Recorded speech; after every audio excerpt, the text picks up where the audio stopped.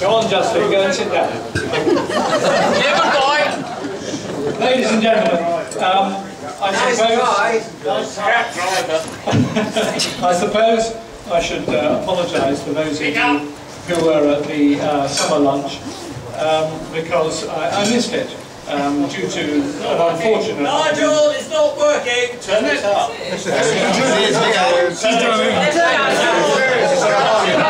Shout louder. It's down there. Can you turn it up? Can I turn it up? Top button.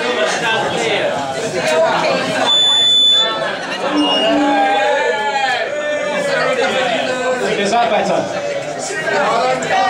Is that better? It's as loud as it's going to get. Nigel, why don't you go stand over there? It should work. I don't think it'll reach, will it? Let's see. Is it still working? All right. Let me start again. No, good work.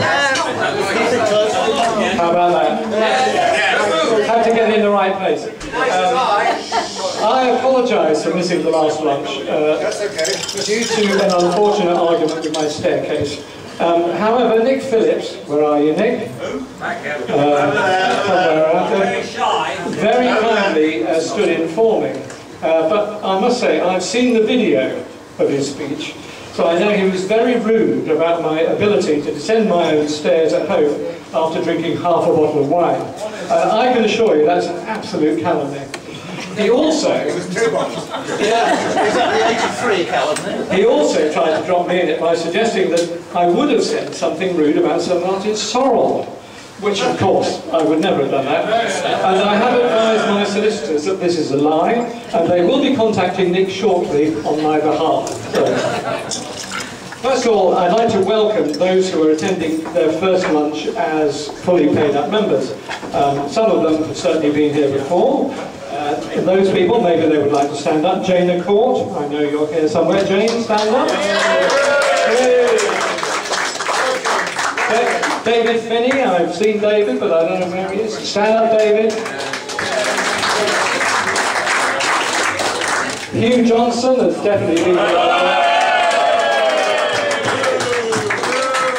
And Ivan Milton.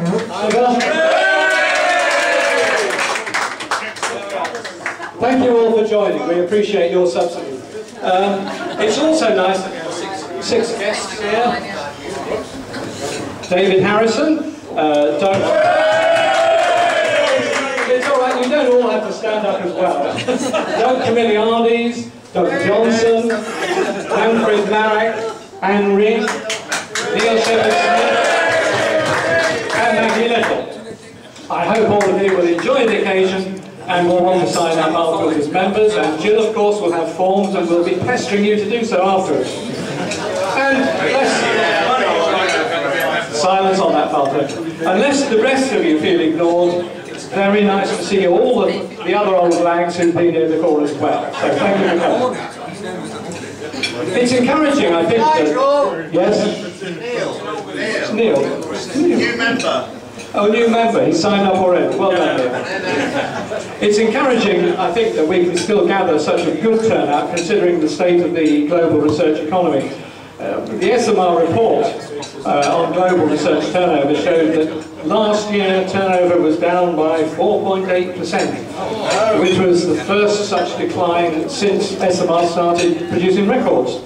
But at least this year looks to be a little bit better, which is good news for those of you who are still trying to earn an honest penny, unlike my good self.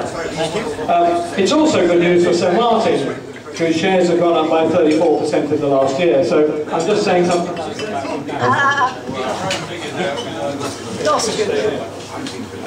Less positive news has come since our last lunch from the loss of 2 eminent researchers, which many of you will have read about in our newsletter, namely, of course, Andrew Ehrenberg and Andrew McIntosh, who were 2 of the best-known names in our industry.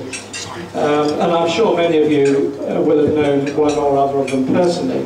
It was only 6 months ago, I think, that I was commenting at one of these lunches of a well-deserved Lifetime Achievement Award to Andrew Ehrenberg from the ARF in the States.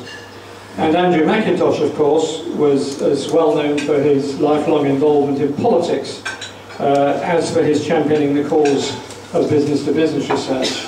And they will, of course, both be missed, sadly, by many people in this room.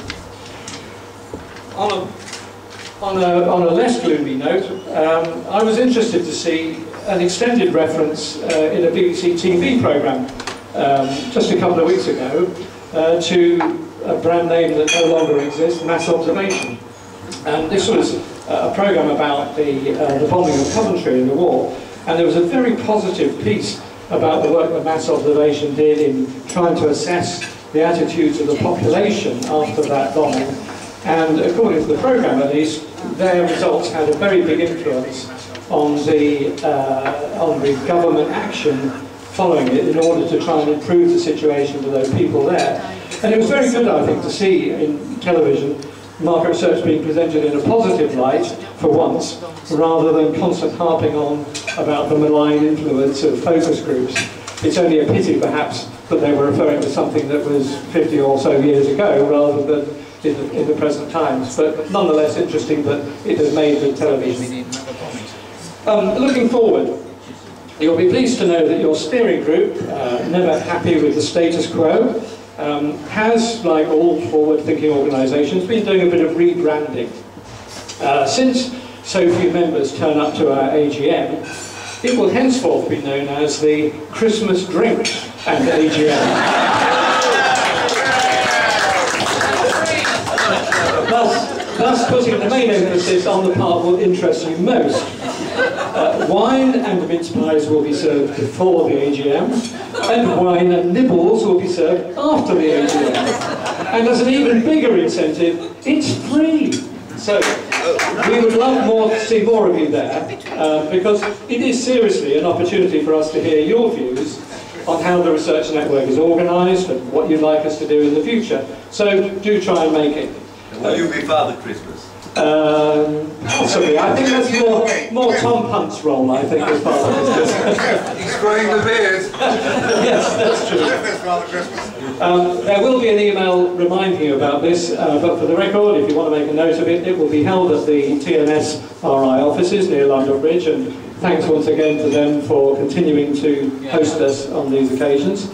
And it's on the 7th of December at 4:30 for 5 o'clock.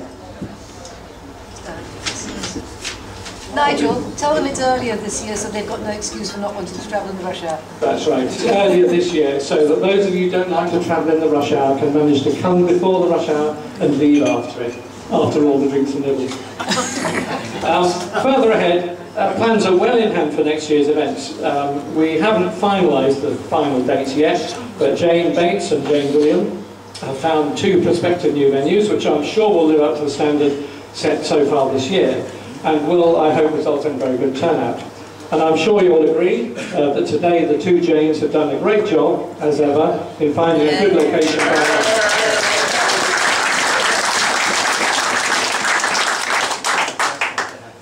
It now only remains for me to tell you one other thing, which is that Phyllis Van Gelder, sitting on the table here, told us last week of her intention to resign from the steering group. Phyllis has been a member of the steering group since the network started and was jointly responsible with Tom Punt for the newsletter. Although Nick Tanner formally took over responsibility for the newsletter last year, Phyllis and Tom continue to have a significant input to it, so her departure will be a big loss to us. However, she will still be a member of the network, so I'm sure we'll see her at many of our future events. Thank you very much, Phyllis.